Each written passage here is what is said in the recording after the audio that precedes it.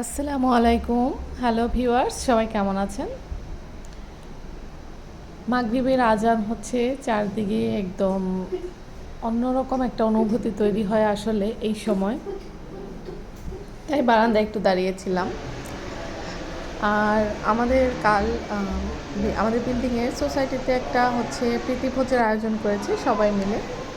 যেহেতু বাচ্চারা আসলে থাকে, এই বিল্ডিংয়ে প্রচুর বাচ্চা আছে, খুব বেশি কারোর সাথে আসলে দেখা সাক্ষাৎ হয় না, তাই সবাই মিলে একটু আয়োজন করলো যাতে বাচ্চারাও একটু আনন্দ করতে পারে।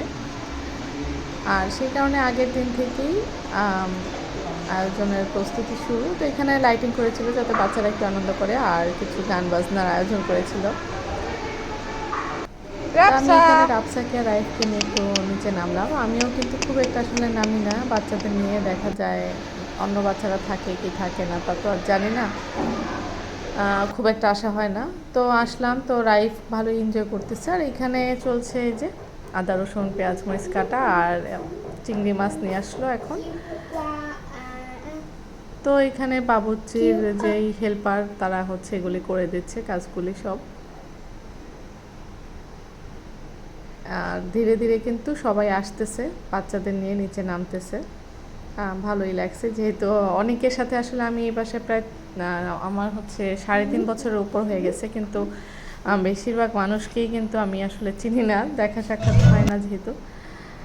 তো এই অনুষ্ঠানের মাধ্যমে ভালোই সবার সাথে পরিচয় হচ্ছে, ভালোই লাগছে।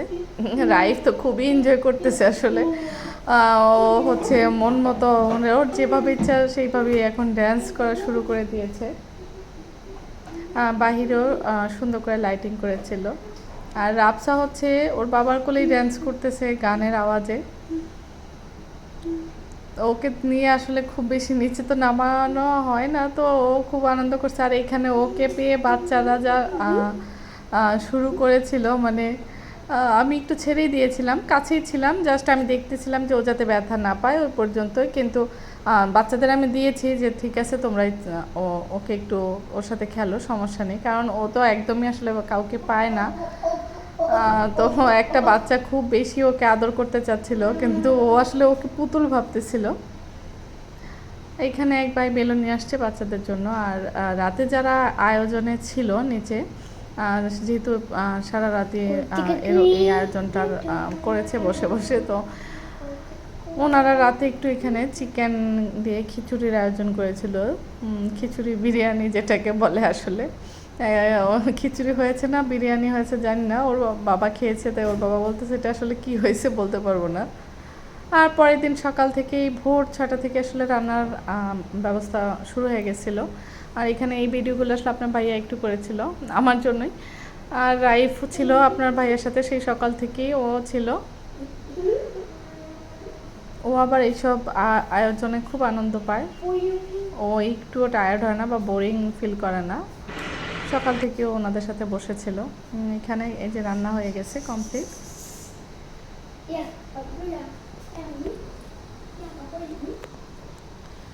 এইভাবে কিন্তু আসলে আমরা যারা ফ্ল্যাট বাসায় থাকি, আমাদের কিন্তু খুব একটা কারোর সাথে দেখা সাক্ষাৎ হয় না, বাচ্চাদের কারোর সাথে মেশাও খুব একটা হয় না। এইভাবে কিন্তু বছরে যদি একবার হলেও একটা আয়োজন করা হয়, ভালোই কিন্তু হয়।